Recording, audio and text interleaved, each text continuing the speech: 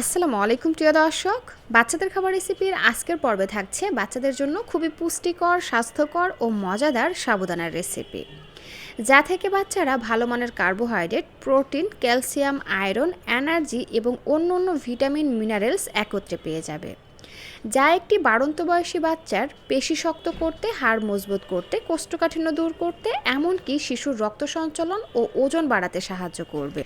আর এইভাবে সাবুদানা রান্না করে আপনারা কিন্তু 6 মাস থেকে 3 বছর বয়সী বাচ্চাদেরকে সকালের নাস্তা এবং রাতের প্রধান খাবার হিসাবে দিতে পারবেন।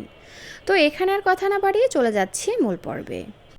দর্শক, বাচ্চাদের খাবার শুধু রান্না করলেই হবে না, সেটা পুষ্টিকর উপায়ে রান্না করতে হবে। তো এজন্য আমি এখানে 1.5 পিস মিষ্টি আলু নিয়েছি। মিষ্টি আলুটাকে সিদ্ধ করে খোসা ফেলে দিয়েছি। এবার একটা কাঁটা চামচের সাহায্যে মিষ্টি আলুটাকে খুব ভালো করে ম্যাশ করে নিচ্ছি। সেই সাথে আমি এখানে নিয়েছি 4-5টা খেজুর। খেজুরের মধ্যে থাকা বিচিটা ফেলে দিয়ে আমি পানির মধ্যে প্রায় 10 মিনিটের মতন ভিজিয়ে রেখেছিলাম। আর এখন কিন্তু খেজুরটা নরম হয়ে আসছে। এই পর্যায়ে হাত দিয়ে আমরা খেজুরগুলোকে ভালো করে ম্যাশ করে নেব। আর এই যে দেখুন কত সুন্দরভাবে খেজুরটা কিন্তু ম্যাশ হয়ে গেছে। তো এবার এটাকে সাইডে রেখে দিচ্ছি।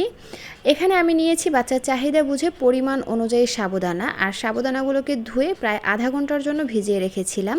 দর্শক, পারফেক্টভাবে সাবুদানা রান্না করতে চাইলে সাবুদানাগুলো কিন্তু ভিজিয়ে রাখা খুবই জরুরি। এতে করে সাবুদানাটা ভিজে ডাবল হয়ে আসবে এবং রান্না করতে সময় কম লাগবে।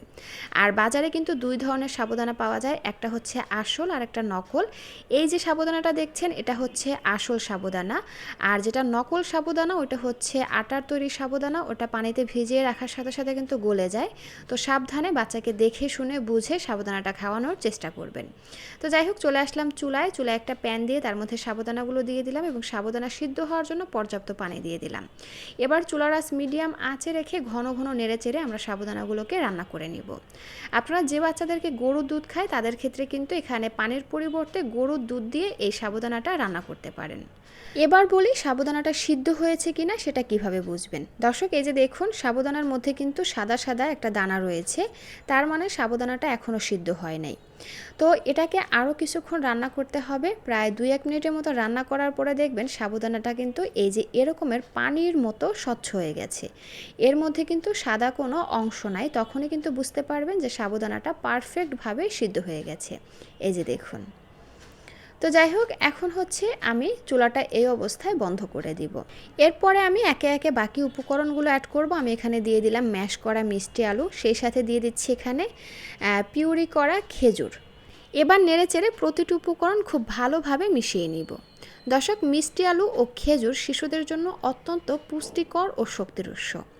মিষ্টি আলু ভিটামিন এ, সি, ফাইবার ও পটাশিয়াম সমৃদ্ধ, যা চোখের স্বাস্থ্য, রোগ প্রতিরোধ ক্ষমতা ও হজম ক্ষমতা বৃদ্ধি করে, সেই সাথে দ্রুত ওজন বৃদ্ধিতে সাহায্য করে।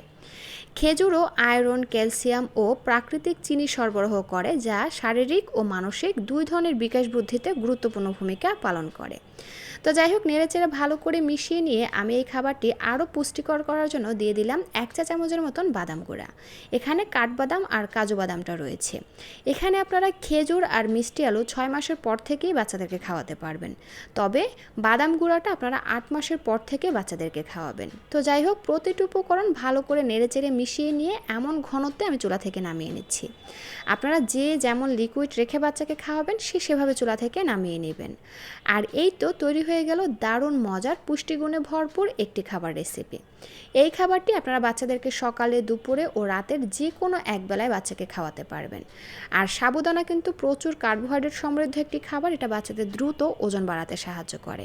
তো দর্শক, এই খাবারটি যদি আপনারা নিয়মিত 15 দিন খাওয়ান তাহলে ইনশাল্লাহ আপনাদের বাচ্চাদের দ্রুত ওজন বৃদ্ধিতে সাহায্য করবে।